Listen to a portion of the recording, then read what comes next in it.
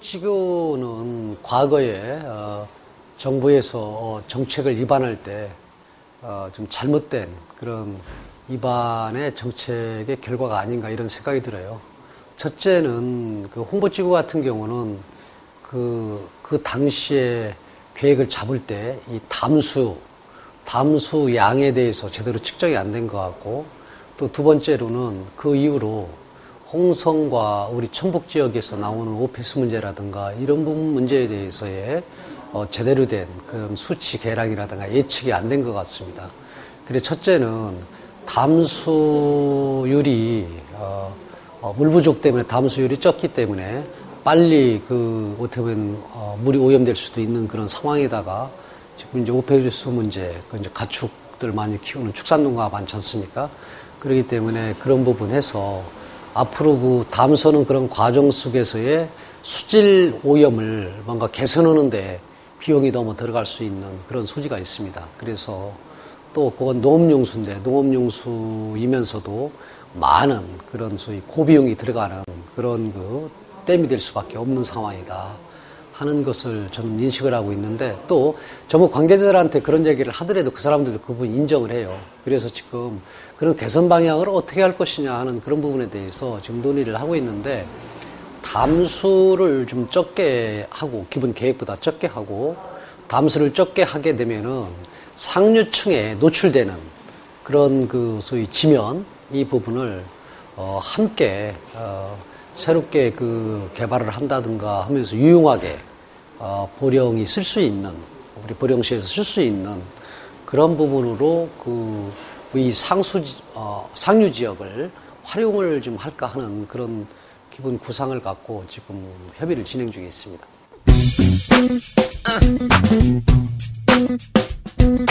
사실은 보령 신항은 1990년대 초에 정부에서 우리 국가항 5개 항을 개발을 하겠다고 해서 선정을 해서 발표한 항만 계획 중에 하나거든요. 하나인데 공교롭게도 우리 보령 신항만 개발이 안 되고 나머지는 다 됐습니다. 다 된 상태인데, 그때 이제 두 가지적인 측면이 있는데, 이제 이유가 하나는 이제 IMF 터지고 난 다음에 그런 비용 문제, 그 다음에 또 하나는 주변에 산업단지가 없어서 수출항으로서의 그런 기지로서 부적합하다, 소위 물동량이 없다라는 그런 이유로 해서 정부에서 백지화를 시켰어요. 백지화 시킨 부분을 제가 다시 꺼집어 들은 것은 정치인으로서 어떻게 보면은 위험한, 그 다음에 크게 잘못되면은 불리한, 쉽지 않은 일을 제가 다시 집어들었는데, 그 이유는 우리 이 보령과 서천과 그 다음에 홍성, 서산, 태안 이쪽 충남의 서해안이 살 길은 앞으로 중국과의 그런 관계라고 생각을 합니다. 그래서 쉽게 해서 중국의 관광객이 우리 보령 앞바다로 들어와서 3박 4일, 4박 5일 코스에 그런 관광 코스를 만들어서 이 서해안에서 머무르면서 관광을 할 수 있는, 그래서 서천에 지금 가지고 있는 생태원이나 자원관이나 이런 국립 이런 부분과 그 다음에 보령 앞바다의 섬들, 그다음 대천 해수장에 가지고 있는 부분, 안면도가 가지고 있는 특성, 이런 부분들이 관광 상품화가 되고 우리 배후에 공주나 부여가 갖고 있는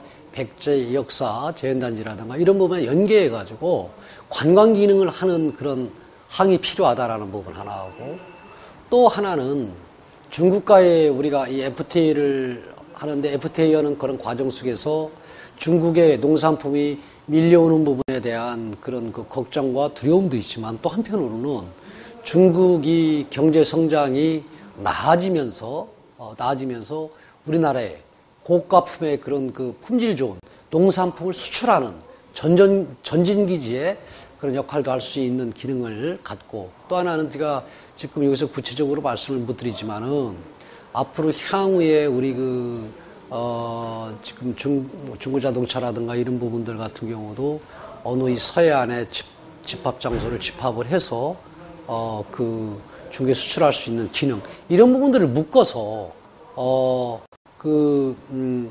항이 이루어진다면은, 신항이 이루어진다고 그러면은 이것이 곧 우리 충남 서해안에 먹고 살 수 있는 먹거리다 하는 게 저희 소신이고 철학입니다. 그렇기 때문에 이 부분에 대해서 제가 공약을 했고 또 대통령께 말씀을 드렸고 또 충남과 보령시에 얘기를 해서 지금 용역 예산을 편성을 해서 지금 용역을 하고 있습니다. 그래서 해수보고도 이루어졌고 또 대통령께 작년에도 말씀을 드렸기 때문에 또 지금 지시가 내려간 상황이에요. 그렇기 때문에 이 용역 결과에 따라서 예비 타당성 조사를 할 때에 통과가 된다고 그러면은 이번에 선정이 될 수 있지 않나 이런 생각이에요. 그래서 이게 얼마만큼 큰 규모로 처음 시작하느냐 아니면은 적게 시작하느냐 이 차이만 있지 앞 미래에 대해서 전망을 우리가 해볼 때 그래도 좀 가능성이 있게 지금 진행이 되고 있다고 생각하고요. 그래서 올해가 원래는 10년마다 항만에 대한 기본 계획을 정부에 수립을 하는데 그 중간에 5년마다 기본 계획을 변경하는 그런 5년마다 있는데 올해입니다. 그래서 올해에 이 부분을 꼭 관철을 시키려고 지금 준비를 하고 있다는 말씀 드립니다. 새만금의 앞으로 개발 문제라든가 기존이 있는 그런 군산항이라든가 또 위쪽으로는 당진, 평택항이 지근거리에 있기 때문에 더 사실은 신항의 그런 건설이 그런 어려움이 있는 건 사실입니다. 그래서 거기에 지금 관광 기능을 집어넣고 또 그러니까 다른 데가 갖고 있지 않는 관광 기능을 집어넣고 또 거기에 지금 마리나항을 크게 옆에다 집어넣고 해서 복합 다기능항으로 집어넣으려고 합니다. 그래서 앞으로 그런 기능의 차별화 이런 부분으로 우리가 추구를 하려고 그러는 거죠. 지적하시는 부분은 일리가 있는 말입니다.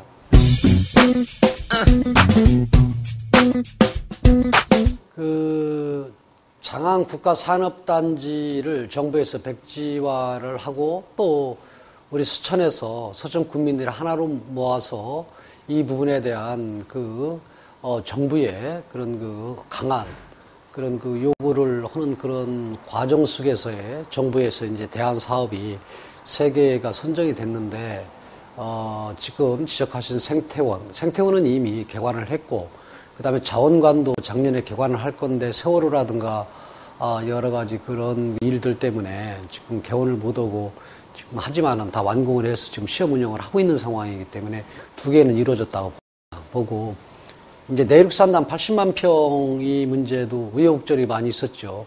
정부에서 약속을 했지만은 정부의 입장에서는 LH가 커다란 이 부실에 처해 있고 그러다 보니까 계획했던 공사들을 줄이는 구조정하는 그런 과정 속에서의 소위 정부 입장에서는 건설의 비용이 많이 들어가는 장항 내륙 산단 이 부분을 좀 백지화하려고 노력을 했지만은 시도를 했지만은 우리 입장에서 강하게 저항을 해서 또 제가 국회의원 들어가서 이걸 강하게 제지를 했기 때문에 지금 첫 착공도 했고 그래서 지금 계획대로 지금 진행되고 있습니다. 다만 이 과정 속에서의 우리 서천의 그런 입장에서 볼 때 서천 경제에 얼마만큼 활성화를 하는 데 기여를 할 것이냐 그리고 또 얼마만큼 일자리를 늘릴 것이냐 하는 그런 측면에서 우리가 지금 점검을 하고 또 그런 부분에 대해서 또 이 예의주시를 해야 되는 그런 상황에서 볼 때에 지금 생태원하고 자원과는 실질적으로는 우리한테 정부에서 많은 얘기를 했고 또 군수를 비롯해서 주도한 사람들이 많은 얘기를 했지만은 내용을 뒤돌아보면은 정부의 부처에서 자기들이 하고 싶은 기관을 하나 만드는 그런 부분이지 서천 경제에 얼마만큼 영향을 미칠까 이런 부분들은 어떻게 보면은 후순위로 밀려졌던 그런 2가지는 사업입니다. 그렇기 때문에 우리가 그런 부분에 대해 우려했고 염려했던 거 아닙니까? 근데 그런 부분들이 지금 현실로 지금 드러나고 있잖아요. 예를 들어서 생태원이나 자원과는 전시나 관광적인 그런 기능보다는 어떻게 보면 연구적인 그런 측면에 초점이 많이 맞춰져 있는 부분도 있고 해서 그리고 또 하나는 그 과정 속에서 우리 서천이 그런 생태원이나 자원강이 들어왔을 때에 같이 연계해서 경제적으로 시너지 효과를 일으킬 수 있는 부분을 준비했느냐 하는 부분을 뒤돌아볼 때도 우리가 많은 반성을 해야 될 상황이다. 이런 생각이 듭니다. 그래서 그럼 이런 문제를 어떻게 해결할 것이냐 하는 그런 측면에서 볼 때에는 저는 그렇게 보는데요. 그 생태원이나 자원관이 플러스 알파적인 관광 기능을 좀 더 접목시켜서 지역 경제에 도움이 될 수 있게 하고 또 이를 통해서 지금은 버스를 타고 와서 관광을 하고 그리고 또 다시 버스를 타고 떠나는 것이 아니고 적어도 서천에 하루라도 머무를 수 있게 하는 머무르는 관광. 머무르는 관광 속에서의 지역 특산품이 됐든 지역의 뭐 음식점을 들르든 아니면 지역에서 저녁을 보내면서의 그런 경제 행위를 하든 지역 경제에 그래도 그 파급 효과가 클 수 있게 준비를 해줘야 된다. 이것이 지금 남은 과제다.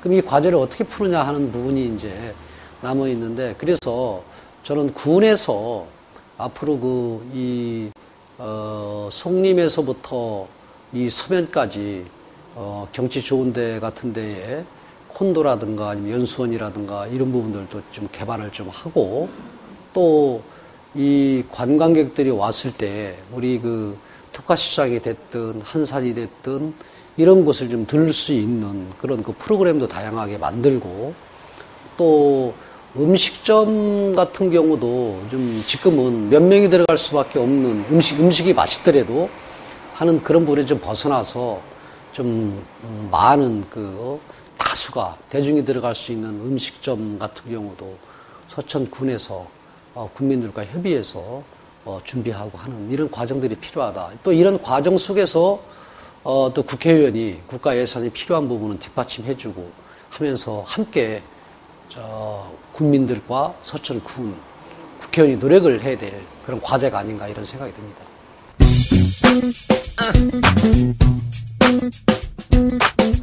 지금 두 가지적인 측면이 있는데요. 첫째는 중부 발전이 이제 본사가 보령으로 들어오지 않습니까? 그렇게 되면은 일단은 새로운 많은 변화가 이제 필요하겠죠. 그래서 중부 발전이 본사가 보령으로 들어옴으로 해서 보령과 서천에 얼마만큼 앞으로 문화나 뭐 아니면 모든 부분에서 지금까지 조금씩 지원을 했지만은 이런 부분들을 정리해서 지역 발전과 함께 갈 수 있는 그런 기본적인 중부발전의 마인드가 필요하고 그걸 또 우리가 요구를 해야 되고 또 그 과정 속에서 중부발전이 그럼 어떤 역할을 할 것인가 세부적인 디테일한 이런 안이 필요하다고 봐서 그런 부분을 주문을 했습니다. 그래서 조만간에 중부발전에서 보령으로 본사가 4월 달에 옮기면은 앞으로 지역과 어떻게 연계를 해서 발전할 것인가 하는 부분을 청사진을 펼치는 시간을 아마 가질 거고요.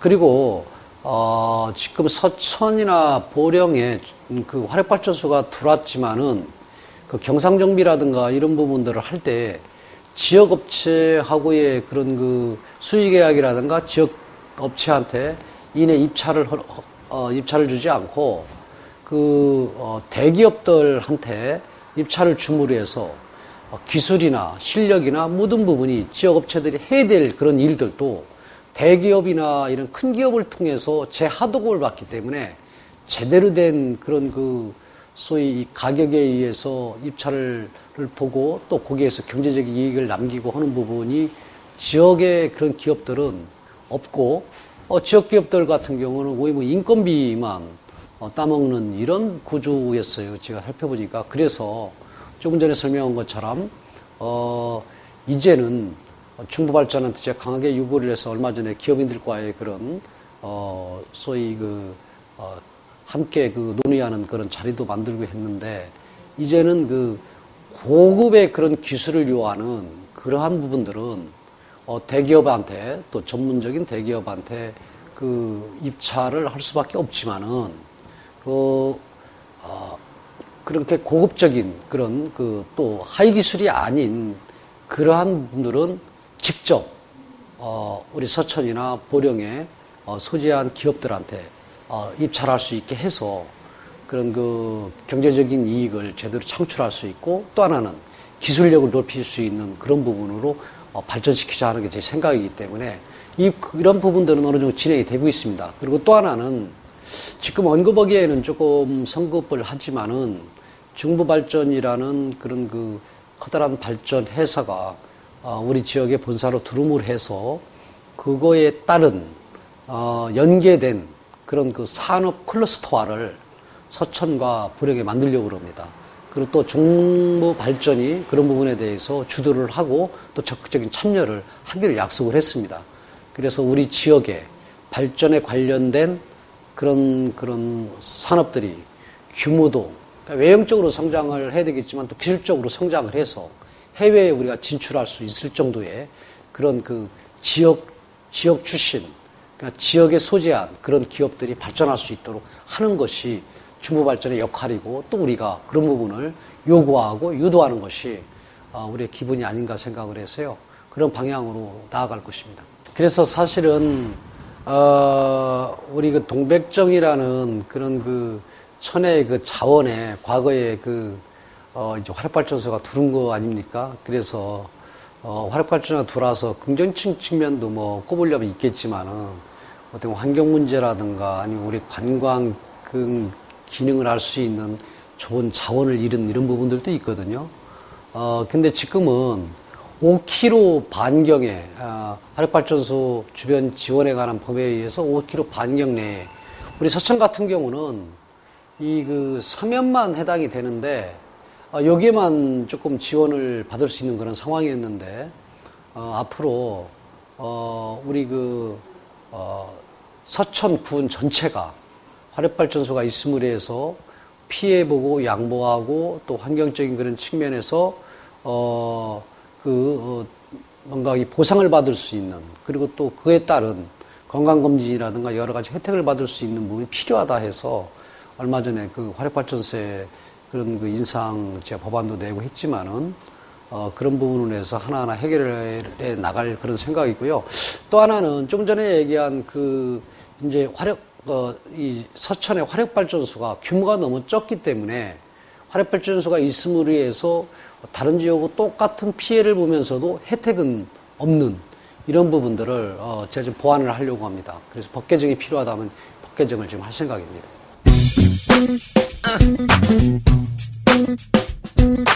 그 화력발전소가 제 충남 부지사 시절부터 그 도입을 추진을 하다가 늦게서야 2011년도에 법이 통과가 됐는데 또 2012년도부터 그러면 이게 도입이 된 게 아니라 그 2년 8개월 동안 유예기간을 두고 2014년 작년부터 첫 도입이 됐는데 그 킬로와트당 0.15원을 세를 붙이겠다 한 부분을 1년 시행도 하기 전에 제가 400% 인상 법안을 냈습니다.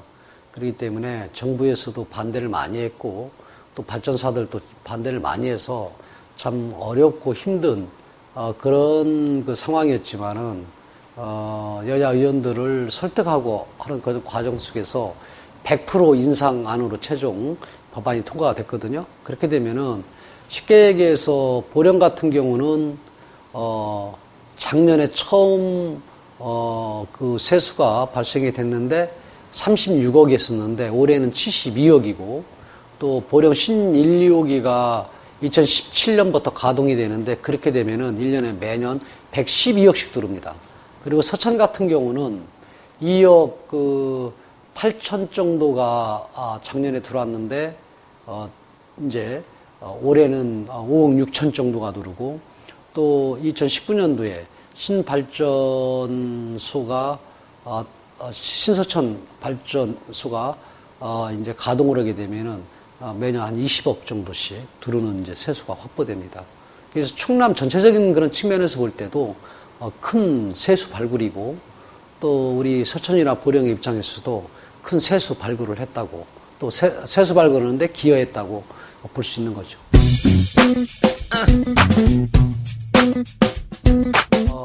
지난해에는 다사다난이라는 그런 단어가 부색할 정도로 참 나라나 아니면 사회에 참 많은 일들이 있었습니다.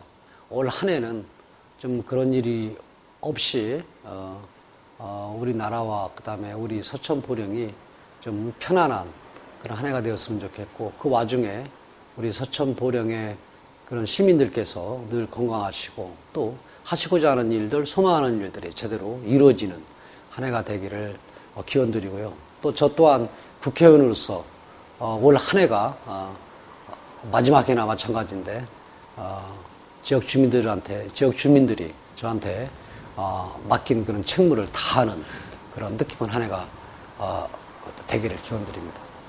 감사합니다.